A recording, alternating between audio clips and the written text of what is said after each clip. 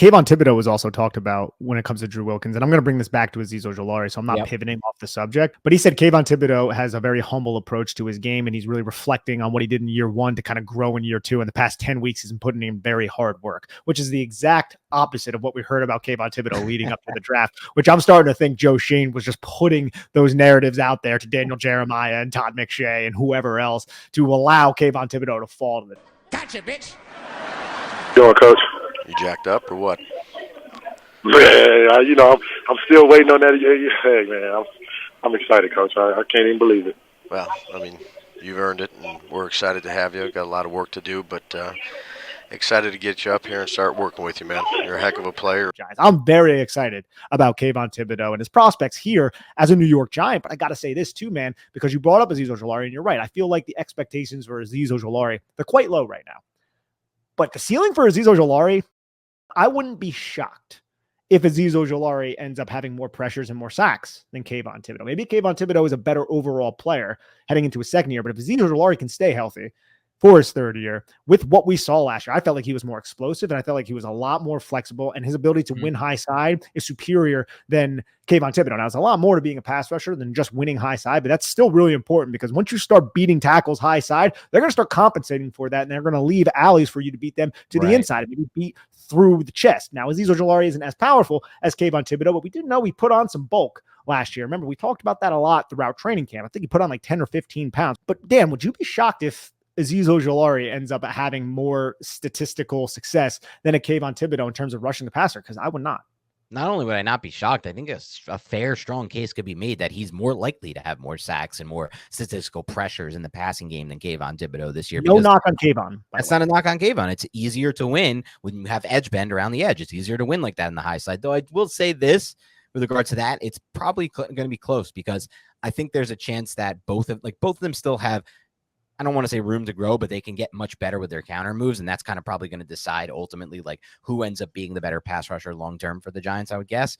And I also think, like we saw with Aiden Hutchinson last year, who doesn't really have the Azeez Ojulari edge bend we're talking about, that like there's other ways to win. Like Aiden Hutchinson is just really good, and same thing that Frank Clark does really well. Just like understanding and reading the snap count and getting that extra like half second jump.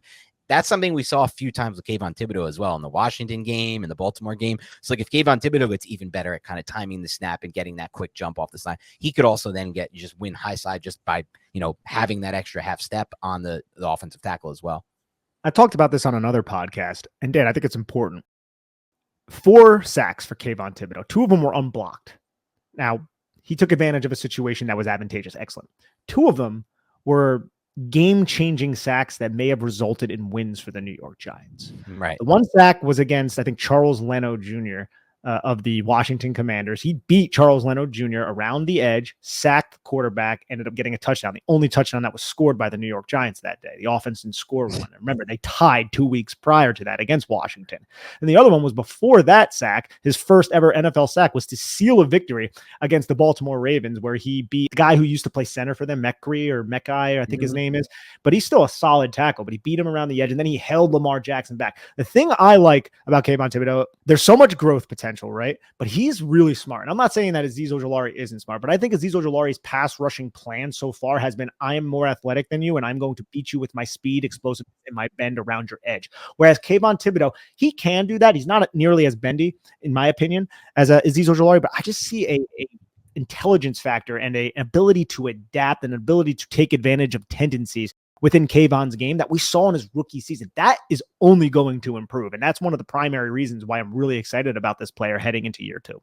Yeah, I completely agree with you on that. And I think, that we've seen that on the film, and we've seen that when listening to him and discussing kind of, which players we think have the best chance to make a breakout this year. And that's the one thing I'm excited about most this year. It's not even just like development of this offense in year 2, Daniel Jones, which things I am excited about too, but the receivers being deeper, Darren Waller.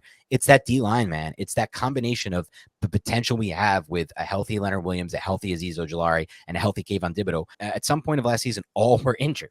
Like Kayvon Thibodeaux missed the first 4 games. As we talk about his 4 sack total. Well, he missed some time too. Azeez Ojulari missed a ton of time as well. And then obviously Leonard Williams was playing through a stinger that really limited him. If those 4 can stay healthy and we get lucky a little bit on that health front, that's the core. That's, to me, is the part of this team that takes the biggest jump and turns the Giants into more of a potential Super Bowl contender.